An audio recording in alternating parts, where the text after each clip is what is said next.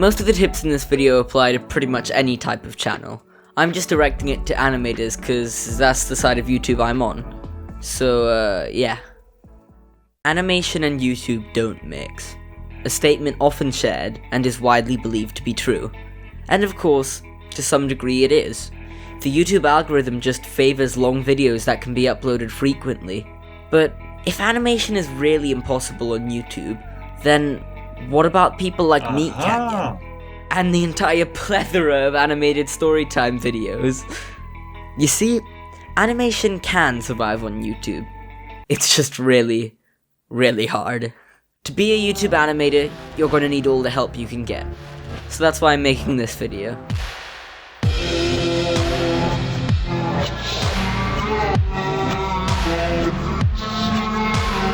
Before even making your first video, you're going to want to do a little bit of planning. It doesn't have to be much, but you're going to need a recognizable character, and you're going to need a couple of ideas for videos.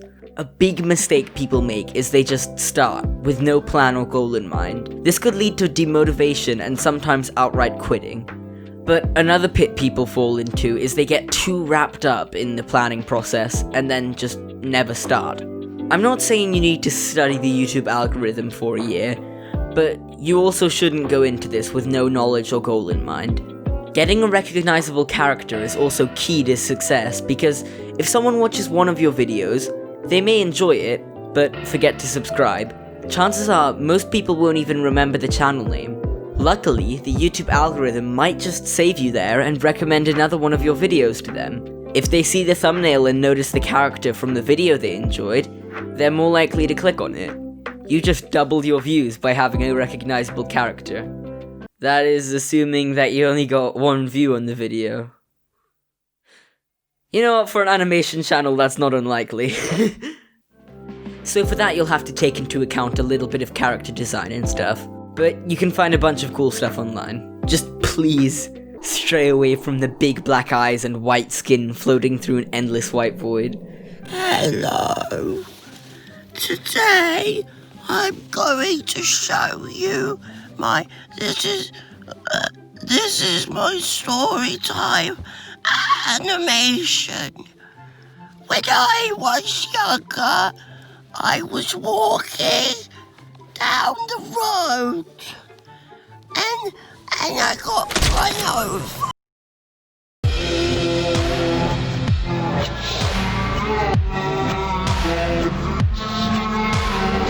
I know this one may seem counterproductive. Shouldn't I just focus all my energy on YouTube? Well, yes.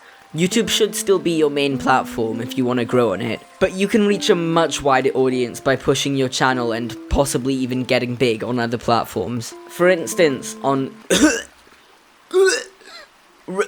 Reddit, your post can go viral without even having a single follower to your name. And if you're an animator, you're probably an artist too. Having another platform like Instagram or Twitter can give you another space to express yourself and upload your still pieces. In fact, this entire segment segues quite nicely into my next tip, which is to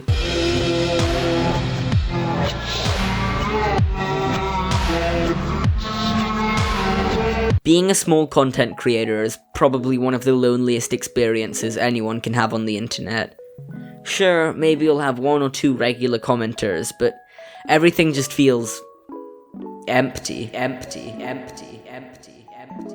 This was pretty much my experience when I first started making YouTube videos, all up until my video on Tally Hall. From there I made a bunch of friends on Twitter, I met people on the Tally Hall subreddit, and things were just generally easier. But I still didn't feel like I had a group of people to converse with, so I decided to make a Discord server. Some of my longest lasting online friendships come from Discord, and it makes everything 100 times easier as a small YouTuber when you have a group of friends to help you through. Just find something you like and see if there's a Discord server, subreddit, or amino for it. Having online friends makes everything much easier.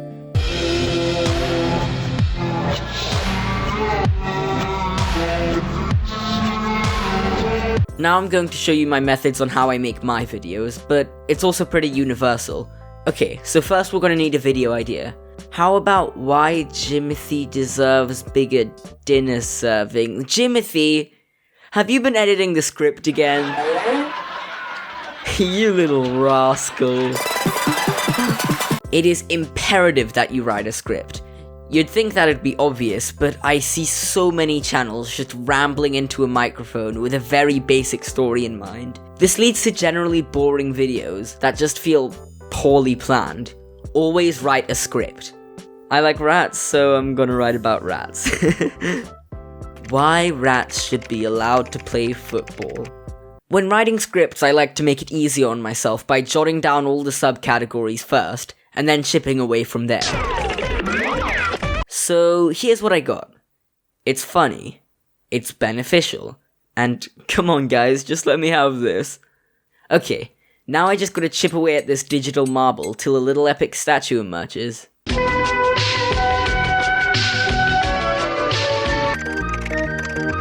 And the script's done. Now we just need to record this, right? Wrong. There's a bunch of useless info here that's weighing the video down. Read over the script, and if there's ever a bit where you get bored, cut it out. We don't need that. You want to get your video as compact as possible because 1, the longer it is, the more you'll have to animate, and 2, there are so many other YouTube videos, and you want people to be entertained the whole time they're watching yours so that they don't click off. Alright, now the script's done. It's time to record this bad boy. When recording, make sure to enunciate every single word. You want to make sure your audience can understand you. Alright, we're done recording. Remember, it's okay and pretty much advised to have multiple takes of one line. Remember, it's okay and pretty much advised to have multiple takes of one line. I don't think there's a single YouTuber that reads through the entire script in one go. So first, I like to suppress the noise a little. This changes depending on what software you use, but it's usually simple. Then I listen through it and cut it down as I go. Make sure to cut out any lip smacking and breathing if you can. People generally don't like to hear that. Yeah.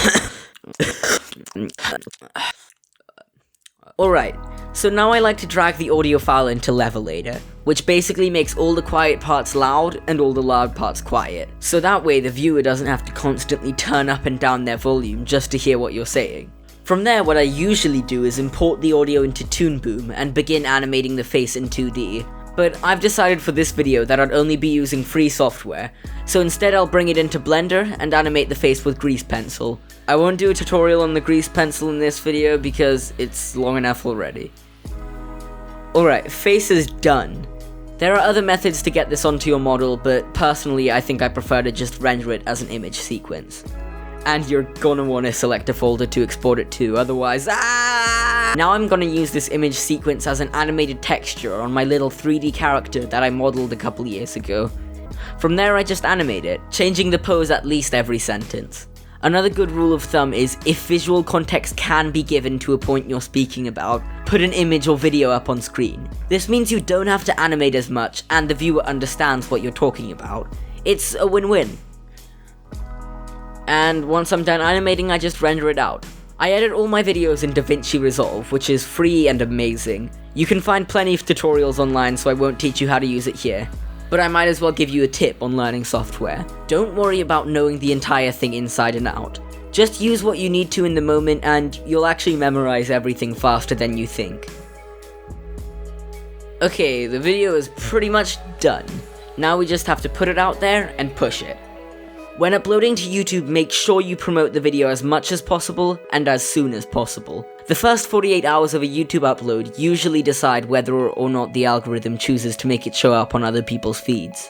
This is why I said it was a good idea to have other social medias. And the video's up. Wanna watch it with me? Why rats should be allowed to play football. We all enjoy a good game of ball, and we all enjoy a good rat video. But now I have to wonder, why has it taken so long for us to combine them? In this video, I'm hoping to convince the higher-ups at football.com to allow rats to play football. People generally wouldn't describe football as a comedy sport, because a bunch of sweaty people running around with a ball just isn't gonna make you laugh. A bunch of sweaty rats, on the other hand. Do you guys see how much pro footballers make? Those guys are making bank. They're probably wringing the donors to the National Football Fund dry. This is where rats come in. Rats don't have to get paid. The most you have to pay for is their food, and if you want to get a little crazy, maybe even a little jumper with their number on it. Oh, isn't that cute? Guys, please, I just want to Guys, please, I just want to watch rats play football. Come on, guys, please. Thank you for watching my video essay. I hope you take my thoughts into consideration. That was pretty good, but I think I noticed some flaws. And that's okay. You're always going to find flaws in your own work, but chances are the average viewer isn't going to be looking at it critically, and they won't notice the imperfections. Just know you'll do better next time and call it a day.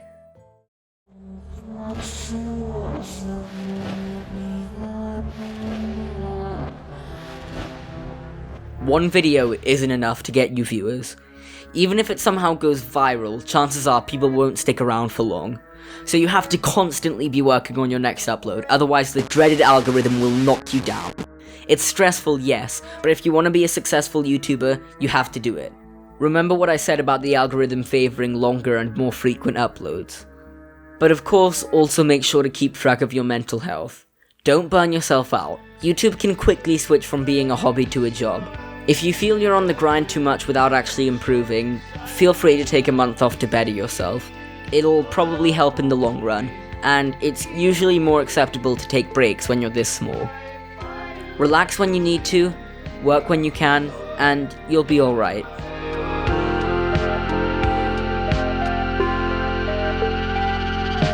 YouTube takes a lot of grit and determination, and it just isn't for everyone, but it's always good to have a try. Put your art out there. Even if you don't reach a massive audience, you may just make someone's day. I know I talked a lot about the scary algorithm behind all this, and although yes, that does play a part, if you make truly outstanding content, you'll be noticed at some point. Just hang in there. Thank you so much for watching the video. I just want to say it'll be a while before my next upload because I have to start on my Halloween special. Also a big thanks to Flying Squid for letting me use some of his music as background music. He's constantly releasing new EPs and new albums, and they're all top notch. You really need to go and listen to them. Also thank you to everyone who made me fan art that's scrolling by in the background, and please subscribe and also watch all of my videos, and also thumbs up all of my videos, and